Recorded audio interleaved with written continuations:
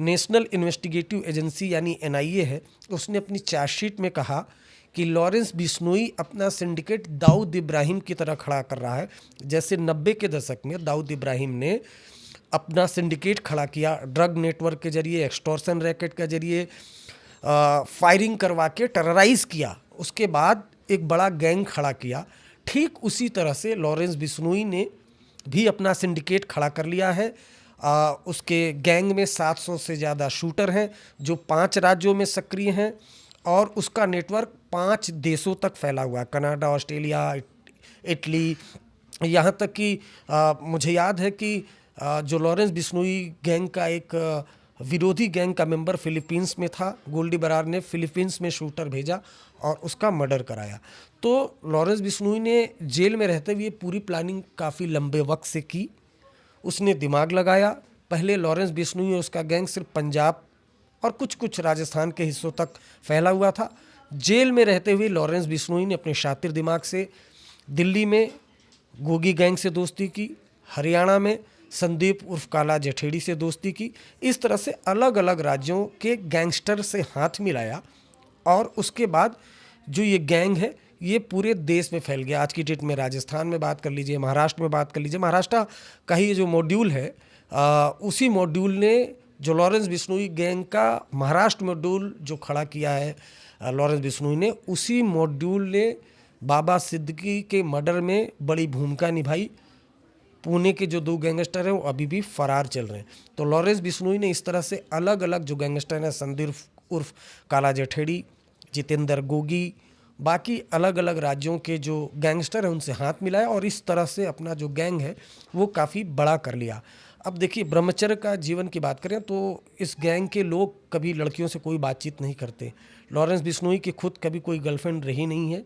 उसका भाई अनमोल बिश्नोई अमेरिका में बैठा हुआ है, कोई गर्लफ्रेंड नहीं है। गोल्डी बरार, कोई गर्लफ्रेंड नहीं है।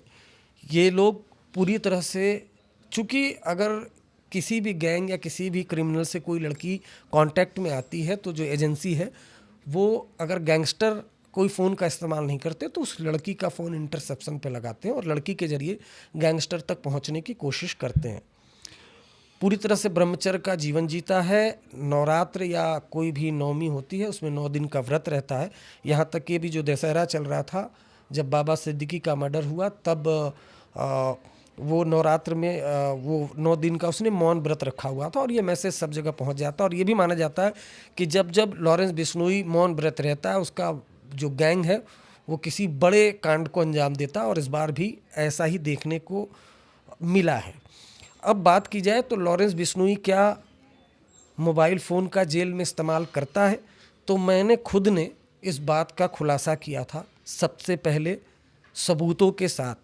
जब लॉरेंस बिश्नोई दिल्ली की तिहाड़ जेल में बंद था तब तिहाड़ जेल से एक फ़ोन कॉल को इंटरसेप्ट किया था एजेंसियों ने। वो फ़ोन कॉल मेरे पास मौजूद है। सिद्धू मूसेवाला के मर्डर के बाद ये जो एसोसिएट है लॉरेंस बिश्नोई का, वो तिहाड़ जेल में बंद लॉरेंस बिश्नोई को कॉल करता है। पंजाबी में ये बातचीत है, इसमें लॉरेंस शब्द का भी जिक्र किया गया है। आप क्लियरली सुनेंगे क्योंकि अननोन कॉलर यानी जो एसोसिएट है वो कॉल करता है तिहाड़ जेल में। वो पूछता है कि क्या बात हो सकती है, वो पूछता है कि किससे, तो लॉरेंस से। उसके बाद जो पंजाबी में सबसे पहले मुबारकबाद दी जाती है कि प्राणु यानी भाई को बहुत बहुत मुबारकबाद। तो लॉरेंस बिश्नोई को कुछ समझ में नहीं आता, वो पूछता ठीक हो। तो फिर दूसरी बार ये बोलता है ज्ञानी गड्डी चढ़ा दिता। ज्ञानी, ये पंजाबी में एक लैंग्वेज में बताया जाता है। जब लॉरेंस बिश्नोई को समझ में नहीं आता कि क्या बोल रहे हो, तब वो अगर आप सुनेंगे तो उसमें बोलता है कि मूसे वाला मार दिता, यानी मूसे वाले को मार दिया है। दरअसल वो फ़ोन कॉल विदेश से दिल्ली के तिहाड़ जेल में की गई थी। तिहाड़ जेल में बंद था कुख्यात गैंगस्टर दिल्ली का हाशिम बाबा। हाशिम बाबा फ़ोन उठाता है, उधर से आवाज़ आती है कि बात हो सकती है। वो बातचीत दरअसल तिहाड़ जेल में बंद लॉरेंस बिश्नोई से करना चाहता था। लॉरेंस बिश्नोई वो फ़ोन उठाता है, जो विदेश वाला बैठा शख्स है वो कोड वर्ड में मैसेज देता है कि ज्ञानी गड्डी चढ़ा देता।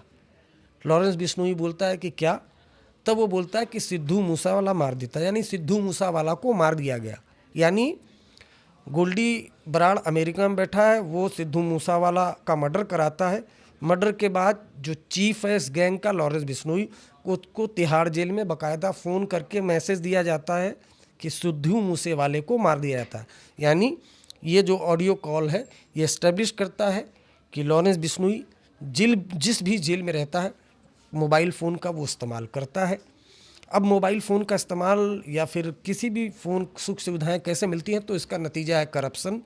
जेल में बड़े पैमाने पर करप्शन फैला हुआ है, चाहे वो पंजाब की भटिंडा जब जेल में बंद था तब भी वो मोबाइल फ़ोन का इस्तेमाल करता था पैसे ले देकर। बाहर जो उसके गैंग के लोग हैं वो एक्सटॉर्शन वसूल करते हैं, वो जो एक्सटॉर्शन की रकम है वो जेल तक भी पहुंचाई जाती है और बाकी गैंग से मेंबर में बांटा जाता है। जब राजस्थान की जेल में बंद था तब भी लॉरेंस बिश्नोई फ़ोन का इस्तेमाल करता था। अच्छा, बहुत हैरानी की बात है, देखिए कि जब अजमेर जेल में लॉरेंस बिश्नोई बंद था तब एक जेलर ने उसको धमकी दी थी और उसके बैरक में चेकिंग करा दी थी। आप जानकर हैरान रह जाएंगे कि लॉरेंस बिश्नोई ने उस जेलर पर अजमेर में बाहर हमला करवा दिया था और जेलर को पैर में गोली लगी थी। तो ये गैंग ऐसा है। अब लॉरेंस बिश्नोई ने एक दिमाग लगाया, जो अपने गैंग मेंबर हैं उनको उसने विदेशों में शटल कराना शुरू कर दिया। एक गैंगस्टर था काला राणा, जो हरियाणा के यमुना नगर का था, उसको सबसे पहले उसने थाईलैंड भेजा था और वो थाईलैंड से एक्सटॉर्शन कॉल करता था। ये गैंग मतलब लॉरेंस बिश्नोई का जो दिमाग है वो बहुत ज़्यादा तेज है और आज की डेट में सोशल मीडिया इंस्टाग्राम पे सैकड़ों हज़ारों पेजेस बने हुए हैं लॉरेंस बिश्नोई के नाम से, गोल्डी बरार के नाम से। और जो लड़के हैं, जो नौजवान हैं जिनका पढ़ाई लिखाई में मन नहीं लगता, वो कोई भी मैसेज भेजते हैं तो इनका जो गैंग है उस गैंग का एक सदस्य सोशल मीडिया को मॉनिटर करता रहता है और जैसे ही कोई मैसेज भेजता है उसमें तो उससे बातचीत की जाती है। अगर गैंग को ये लगता है कि ये जो लड़का है जो मैसेज कर रहा है ये क्रिमिनल माइंडसेट का है तो उसको वो फिर सिग्नल ऐप या फिर दूसरे ऐप, सोशल मीडिया ऐप पर लाते हैं, सिक्योर ऐप पर, और उसके बाद बातचीत होती है, लंबे वक्त तक बातचीत होती है। उसके बाद फिर उसको ये गैंग अपना टारगेट देता है। हम आप देख सकते हैं कि जो बाबा सिद्दीकी का जिन लोगों ने मर्डर किया वो बहुत आम से लड़के हैं और उनको कोई विशेष जानकारी नहीं है। मामूली से 50,000 1 लाख रुपए मिलते हैं और उसके बाद या तो अनमोल बिश्नोई बात करता है या फिर जेल में बैठा जो लॉरेंस बिश्नोई है वो खुद भी मैसेज देता है। और आज की डेट में जो यंग लड़के हैं, ये बहुत चिंता की बात है कि वो उनका झुकाव जो है वो लॉरेंस बिश्नोई की तरफ बढ़ रहा है। मतलब एक ये होना नहीं चाहिए, लेकिन ऐसे बहुत से लड़के हैं जिनको एजेंसियों ने इंटरसेप्ट किया है, यंग उत्तर प्रदेश के, बिहार के। वो जैसे 90 के दशक में एक वक्त था कि लोग दाऊद इब्राहिम और डी कंपनी से जो लड़के जुड़ते थे जिनको शूटर कहा जाता था, लॉरेंस बिश्नोई गैंग से जुड़ रहे हैं। अच्छा, इस बाबा सिद्दीकी की हत्या के बाद मैंने ये भी देखा कि सोशल मीडिया पर कुछ लोग तारीफ़ कर रहे हैं, कुछ लोग लॉरेंस बिश्नोई के खिलाफ भी हैं, कुछ उसके सपोर्ट में भी हैं। हालांकि किसी भी गैंगस्टर के या किसी भी अपराधी के सपोर्ट में क्यों कोई है, ये अपने आप में बड़ी चिंता की बात है। लेकिन ये कुछ लॉरेंस बिश्नोई की जो कहानी है, जो आपने कभी अब तक नहीं सुनी होगी, वो हमने आपको बताई है। उसके बाद किस तरीके से जो लॉरेंस बिश्नोई है वो शराब जो कारोबार है, जब ये छात्र राजनीति में जब कई बार जेल से बाहर आया गया, उसके बाद 2014 में वो जो शराब कारोबारी हैं उनसे उसने दोस्ती की। उसके बाद जो शराब का कारोबार है उसमें लॉरेंस बिश्नोई ने पैसा लगाया 2 साल तक और उसके बाद कई लोगों की उसने हत्या करवाई। 2012 के आसपास वो 12 या 13 में वो कस्टडी से भाग गया था और 2014 में उसको गुरुग्राम से गिरफ्तार किया गया था और जब कस्टडी में पेशी के लिए ले जाया जा रहा था तो वो भाग गया था और 2016 में उसे गिरफ्तार किया गया था। अब बात की जाए तो लॉरेंस बिश्नोई भले ही साबरमती जेल में बंद है या फिर और भी अदर जेल में बंद है, जिसका जो पूरा जो गैंग है वो ऑपरेट करता है अनमोल बिश्नोई, जो अमेरिका में बैठा हुआ उसका सगा भाई है। रोहित गोदारा जो राजस्थान का कुख्यात गैंगस्टर है वो भी अमेरिका में बैठा हुआ है, जिसने घोगा मेडी की हत्या करवाई थी। चर्चित घोगा मेडी की हत्या घर में घुसकर की गई थी। तीसरा गोल्डी बरार जो अमेरिका में बैठा हुआ। ये तीनों मिलकर गैंग चलाते हैं। अब बाबा सिद्दीकी का जो मर्डर हुआ है उसको जो सबसे बड़ा खुलासा वो ये है कि बहुत मुमकिन है कि लॉरेंस बिश्नोई को भी इस बारे में कोई जानकारी उस वक्त नहीं हो, क्योंकि जब सलमान खान पर एक दो बार प्लानिंग हुई और अटैक नहीं हो पाया था, तब उसके बाद जो लॉरेंस बिश्नोई है वो अपने भाई अनमोल बिश्नोई पर काफ़ी गुस्सा होता है कि तुम लोग एक काम ठीक से नहीं कर पाते। सलमान खान पर अब तक अटैक नहीं हुआ, जिसके बाद लॉरेंस बिश्नोई और गोल्डी बरार इन सब ने मिलकर प्लानिंग की और सलमान खान की गैलेक्सी अपार्टमेंट पर फायरिंग करवाई। जानने वाले कहते हैं कि जो ये गैंग है, ख़ासतौर से लॉरेंस बिश्नोई जो कहता है वो ज़रूर से ज़रूर करता है, या फिर इसके गैंग के लोग हैं वो ज़रूर से ज़रूर करते हैं। बहुत सामान्य जीवन जीता है, कसरत करता है जेल के अंदर, अन्न कम खाता है, दही और फ्रूट ज़्यादा खाता है, पूजा पाठ करता है। और अगर दाऊद इब्राहिम की बात की जाए या डी गैंग और B gang, Dawood Ibrahim gang और बिश्नोई गैंग, जो लॉरेंस बिश्नोई गैंग है, इसमें अंतर क्या है?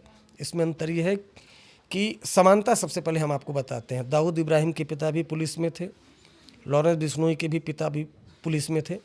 इधर दाऊद इब्राहिम पर आरोप ये लगा कि ये देशद्रोही है, मुंबई में इसने बम धमाके करवाए थे। लॉरेंस बिश्नोई और उसका गैंग ये क्लेम करता है कि वो देशभक्त लोग हैं, वो जो खालिस्तानी आतंकी हैं उसके खिलाफ है। खुद गोल्डी बरार ने मेरे इंटरव्यू में कहा है कि वो दाऊद इब्राहिम और डी कंपनी के खिलाफ है, और अगर कभी तो उनको मारने वालों में आएगा, कभी वो डी गैंग से उनकी दोस्ती नहीं हो सकती। दरअसल मैंने सवाल इसलिए पूछा था कि मैंने कुछ अखबारों में पढ़ा था कि जो उसका भाई है अनमोल बिश्नोई, वो विदेश में कहीं जाकर डी कंपनी, दाऊद इब्राहिम के साथ उसने मीटिंग की, डी कंपनी के लोगों के साथ उसने मीटिंग की और एक नया गठजोड़ बनाने की कोशिश की। मैंने एजेंसी के लोगों से भी पूछताछ की थी, उस बारे में पूछा था। एजेंसी के लोगों ने मुझे मना कर दिया था कि सारी खबरें अफवाह हैं। लेकिन जब गोल्डी बरार से मेरा इंटरव्यू हुआ, मैंने उससे जब बातचीत की थी, तो मैंने ख़ास तौर से पूछा था कि क्या दाऊद इब्राहिम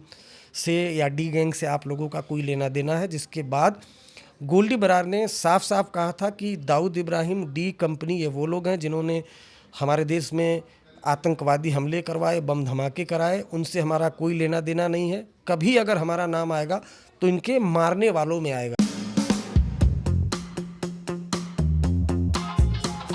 तो एक तरफ से अंग्रेज अटैक कर रहे हैं, एक तरफ से पुर्तगाली करेंगे और एक तरफ से राघव दादा के साथ जो लॉयलिस्ट है वो करेंगे। तो तीनों तरफ, और उधर निजाम भी तैयार थे। तो ये था कि चारों तरफ से ये मराठे उस समय लड़ने की पोजीशन में नहीं थे। नेहरू जी ने पार्लियामेंट में एक स्टेटमेंट दिया था जिसमें उन्होंने कहा था कि जो लोग ऐसे पुर्तगालियों के शासन के नीचे रहते हैं उन लोगों की जिम्मेवारी है कि अपने इलाके को आजाद करें। टोटल कितने लोग थे जब ये अंदर घुसे लड़ने? अंदर घुसे तो 12-13 थे बस। हाँ, 12-13 थे मैक्सिमम। क्या सोच के घुसे कि 12-13 लोग आजाद करा लेंगे? पुर्तगालियों को लगा हम तो चारों तरफ से घिरे हुए हैं। जिस दिन हमारी फायरिंग रुक गई, हमने इन वर्लियों पे इतने अत्याचार किए हुए हैं कि अगर ये अंदर आ गए तो ये हमारे टुकड़े एक एक करके टुकड़ा करेंगे। एक दिन प्रधानमंत्री बने और अगले दिन सवेरे उन्होंने अपने देश का विलय जो है वो भारत के साथ कर दिया।